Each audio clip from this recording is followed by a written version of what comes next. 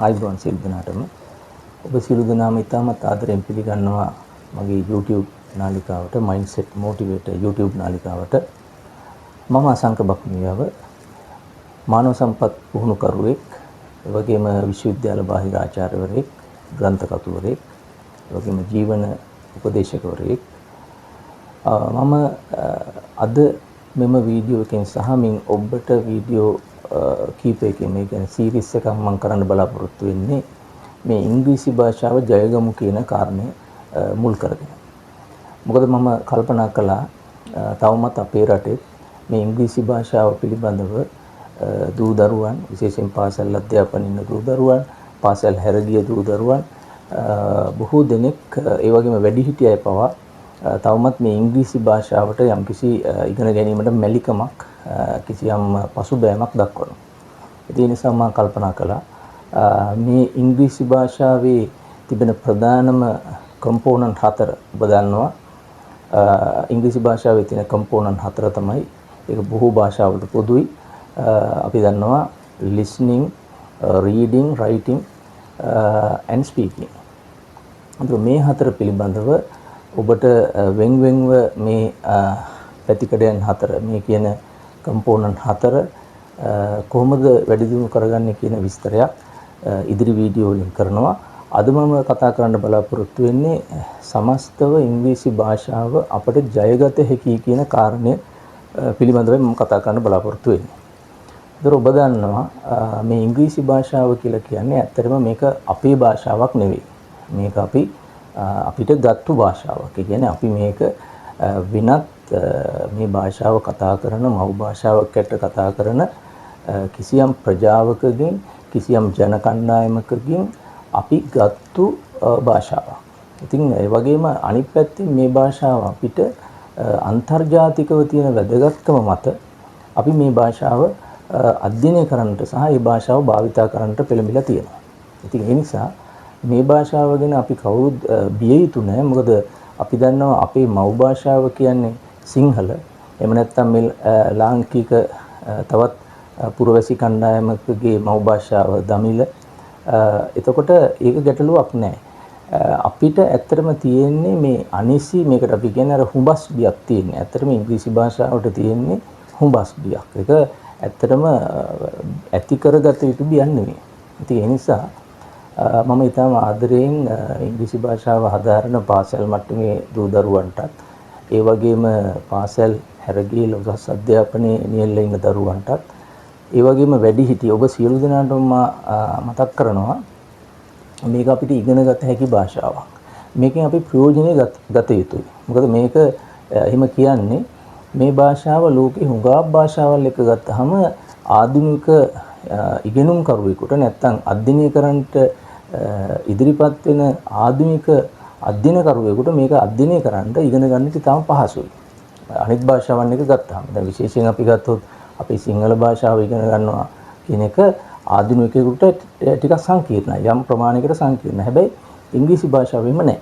ඉතින් ඒ නිසා ඉංග්‍රීසි භාෂාව කියන්නේ ඇත්තටම 5 වෙනි 6 වෙනි 7 වෙනි ක්‍රිස්තු පූර්ව 5 වෙනි 6 වෙනි 7 වෙනි සියවස් වල වඩා වර්ධනය වෙච්ච භාෂාවක්. ඒතර මේ භාෂාව ඇත්තටම ඉන්දු යුරෝපා භාෂාවක් හැටියට අපි සැලකන්නේ. මේ භාෂාව පෝෂණය වෙලා තියෙන්නේ ප්‍රංශ ලතින් භාෂාවල් වලින්. ඒ වගේම මේ භාෂාව අපි ගණනය කරන්නේ, මේ භාෂාව අපි විස්තර කරන්නේ විශේෂයෙන් වාග් විද්‍යාඥයෝ මේ භාෂාව බටහිර ජර්මානු කාණ්ඩයට අයිති භාෂාවක් ලෙස, බටහිර ජර්මානු කාණ්ඩයට අයත් භාෂාවක් ලෙස. ඒතර මේ භාෂාව ඇත්තටම කියනවා නම් අද වන විට ලෝකේ රටවල් 57ක් තමන්ගේ ඔෆිෂල් ලැන්ග්වේජ් එක නැත්නම් තමන්ගේ නිලමය භාෂාව රාජ්‍ය භාෂාව හැටියට පාවිච්චි කරනවා. ඒ වගේම අනිකුත් බොහෝ රටවල් අපේ රටේ ඇතුළුව මේ භාෂාව පාවිච්චි කරනවා අපි අපේ දෙවන භාෂාව හැටියට. නමුත් අපේ රටේ කලක් මේ රාජ්‍ය භාෂාව හැටියට තිබුණා. නමුත් මේක 1950 දශකයේදී මේක ඇබොලිෂ් කරා. ඒ කියන්නේ රාජ්‍ය භාෂා මට්ටමේ ඔෆිෂල් ලැන්ග්වේජ් ස්ටේටස් එක ඉවත් කරා. නමුත් අපි මේ භාෂාව ඉගෙන ගන්නවා මේකෙන් වැඩ කරගෙන යනවා. ඉතින් ඒ නිසා මේ භාෂාව තුළ ඇත්තටම ඉගෙන ගන්න කෙනෙකුට ප්‍රධාන වශයෙන් ප්‍රයෝජනවත් වෙන්නේ එකක් මේ තුලින් අන්තර්ජාතික වශයෙන් අපිට අවශ්‍ය වෙනවා ව්‍යාපාරික පැත්ත නැත්නම් වාණිජ පැත්ත අපිට වාණිජ පැත්තෙන් කරන ගනුදෙනු වලට මේ ඉංග්‍රීසි භාෂාව ඉවහල් වෙනවා. ඒ වගේම ඩිප්ලොමසි කියන්නේ බොහෝ විට රාජ්‍යතාන්ත්‍රික වශයෙන් කරන කටයුතු වලදී මේ භාෂාව අතිශයින් ප්‍රයෝජනවත් වෙනවා. ඒ වගේම තමයි කල්චරල් එක්ස්චේන්ජ් ඒ කියන්නේ අපේ භාෂාව සංස්කෘතිකමය වශයෙන් විවිධ ජාතීන් රටවල් සමග අපි කරන ගනුදෙනුවේදී මේ ඉංග්‍රීසි භාෂාව අපිට අතිශයින්ම ඉවහල් වෙනවා. එතකොට මේ භාෂාවේ වැදගත්කම අපිට කොයි වාගේද කියන එක පැහැදිලි වෙනවා. ඒ කියන්නේ ඇත්තටම ඉගෙන ගන්නට ප්‍රයෝජනවත් වෙනවා. දැන් ඒ වගේම අපේ දරුවෝ පිටරටකට ගිහිල්ලා අධ්‍යාපනයක් ලබා ගද්දී අධ්‍යාපනයේ පැත්තෙන් ප්‍රයෝජනවත් වෙනවා. ඒ වගේම ප්‍රධාන වශයෙන් වාණිජ පැත්ත, ඒ වගේම රාජතාන්ත්‍රික මට්ටම, සංස්කෘතිකමය වශයෙන් මේ සියලුම පැතිකඩවල වලින් මේ භාෂාව අපිට ප්‍රයෝජනවත් වෙන නිසා මේ භාෂාව අපි ඉගෙන ගන්න ඕනේ. මේක අපි මේකට බයි පැත්තකට වෙලා එහෙම නැත්නම් මේක අපිට අවශ්‍ය නැහැ කියලා හිතුවොත් ඇත්තටම අපිට අපේ ජීවිතේට පාඩුවක් වෙන්නේ. ඉතින් අද ඔබට ඉගෙන ගන්න බොහෝ මාධ්‍ය තියෙනවා. ඒ නිසා ඔබට මේ භාෂාව ඉගෙන ගන්න පුළුවන්. ඉතින් එහෙමනම් මේ කිටි හැඳින්වීමක් මම සිංහලෙන් කරේ. Okay, welcome back to my YouTube channel. I am Asanka Bakmiwava, HR trainer, life coach, visiting lecturer of university, and an author of few books which have been published based on my subjects which I have been lecturing. So English is actually a borrowed language. This is not our own language. We actually use English as our second language, and we need not to get panic to study the language of English, because our mother tongue is Sinhala. So Sinhala is actually known by everybody because Sinhala is our mother tongue. But unlike Sinhala, English is the second language which is used by many of the countries and which is used by many citizens of the country based on the native and the non-native status. And the English language is spoken all over the world, especially the 57 countries. In 57 countries, English is being spoken by the citizens. So all other countries, especially in Europe, in Asian continent, in African continent, English is widely spoken. But only the 57 countries speak English as their official language. So now what I have thought of releasing this or publishing this video is to get you all to motivate to learn English, because in Sri Lanka I have very well observed and noted that many of the learners, especially the school children, school students, university students, and many adults, actually they ignore this language because they don't have a proper understanding of this value.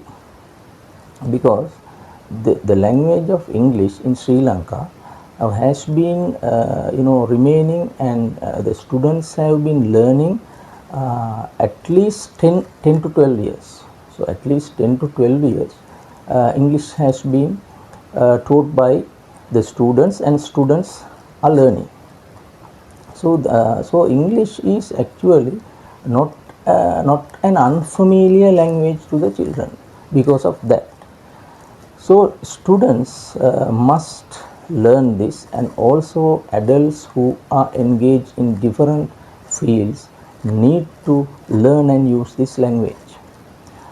Especially the language of English is dealt or is used to do certain affairs relating to the trade, diplomacy, and also for the cultural affairs. Other than that, apart from all these three what I have mentioned, for the education, especially for the international education, English is so crucial and it's highly required. So that's why the IELTS exam is required for those who want to or for those who wish to follow the university degrees in a foreign country, especially in the countries where English is spoken as the official language. So in such countries, if you want to learn, definitely you need to get through the IELTS. But as far as I know, in some countries of Europe, they extend some exemption.